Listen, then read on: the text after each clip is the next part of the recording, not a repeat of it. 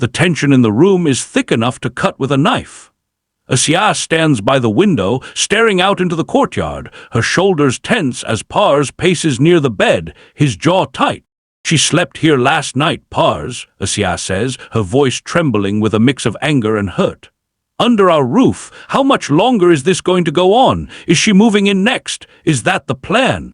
She's your ex. If the people back home find out, what the hell are we supposed to tell them?" Pars stops pacing, looking at her with exhaustion in his eyes.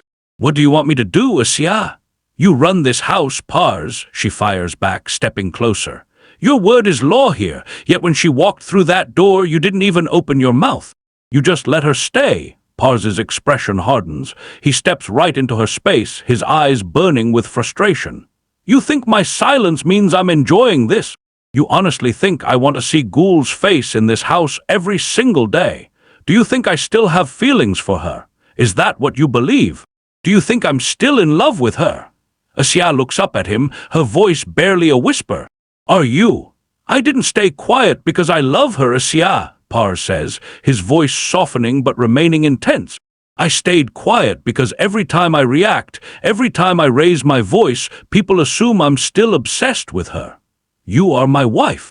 But the more I scream and fight her being here, the more important she feels. She wants to believe I haven't moved on.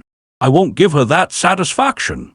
He gently takes her hands, guiding her to sit on the edge of the bed. "Don't let her get under your skin.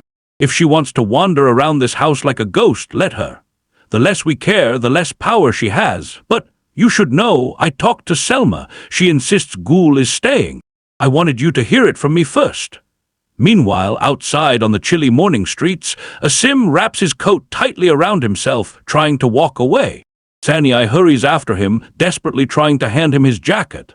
"Asim, stop! Just wait a second and put your jacket on," she pleads. Asim stops in his tracks and turns around, his face stern. "Where did you say Ghoul stayed last night?" "I told you she stayed at Merv's place," Saniyai insists, exasperated. "She had an early shoot across town. I swear to you, it has nothing to do with Pars. Leyla invited her. That kid Yaman. He's the one who poisoned your mind with lies about our daughter, and you're actually believing him?" Asim looks at her coldly. "I'm going to look for work, but we'll see soon enough what she's really up to." Back inside the guest room of the estate, Ghoul sits on the edge of the bed, her phone pressed tightly to her ear, listening to her mother's anxious voice on the other end. "Ghoul, what happened? We didn't get to talk," her mother asks. "Where did you sleep? What did Pars do?" Ghoul smiles slightly, looking out the door. "This morning, I woke up looking straight into Pars's eyes." "Oh my God," her mother gasps. "What are you saying on the very first day? May heaven protect us, are you crazy?" "Mom, stop, it's not what you think," Ghoul whispers quickly. "I slept on the living room sofa. Pars came downstairs half asleep to check on his father. He thought I was Asya. He touched my hair. He spoke to me." "And what did he do when he realized it was you?" her mother asks eagerly. "Did he scream? Did he flip the tables? Did he demand to know what you were doing there?" "No," Ghoul replies. "He didn't say a single word. He didn't make a sound." "Listen to me carefully," her mother warns, her tone turning dead serious.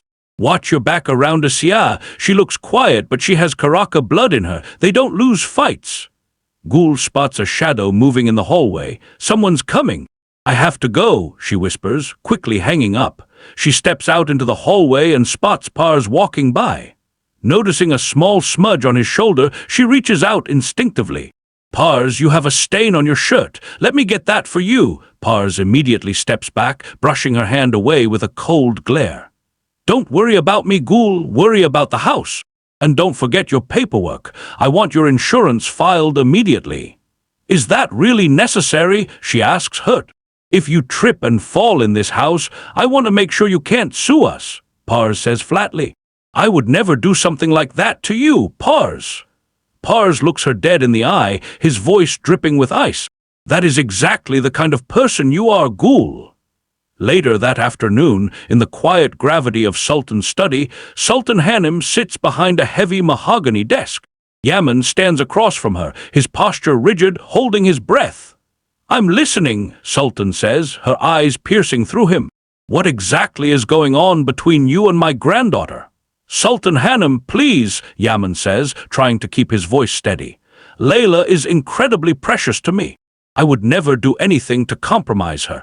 Have I done something wrong in your eyes? I know you're the one who got me out of the police station, Yaman continues when she doesn't answer. The lawyer told me, but I swear I had nothing to do with what happened. I know you're innocent, Sultan interrupts calmly. You did what you did to protect Duran's friend, Sihan. I respect that. But let's get back to the real question. What is between you and Leyla? Do you love her? Yaman hesitates, swallowing hard under her intense gaze. Of course I do, Sultan Hanım, but Leyla is like a sister to me. Sultan raises an eyebrow, her expression turning ice cold. A sister? Exactly what kind of sisterhood is this, Yaman? Across town at an outdoor cafe, Leyla and her older sister, Durin, sit at a small table, steam rising from their coffee cups. Are you doing okay, sweetie? Durin asks gently. Is everything all right? Everything's fine, sis, Leyla replies with a shrug. Why do you ask? You aren't still mad at me about Dr. Rushan, are you? I was, Leyla admits, but I talked to him and realized you were right. It's a miracle Dad is even alive. If his regular doctor had done the surgery, we'd be planning a funeral right now. Durin sighs in relief. Don't say things like that, but Leyla, is there anything else you're keeping from me? No, like what? I saw you talking to Yaman earlier, Durin says, watching her closely. Oh, that, Leyla says, waving it off. I just saw him getting released from the station and wanted to make sure he was okay. Did he say something to you?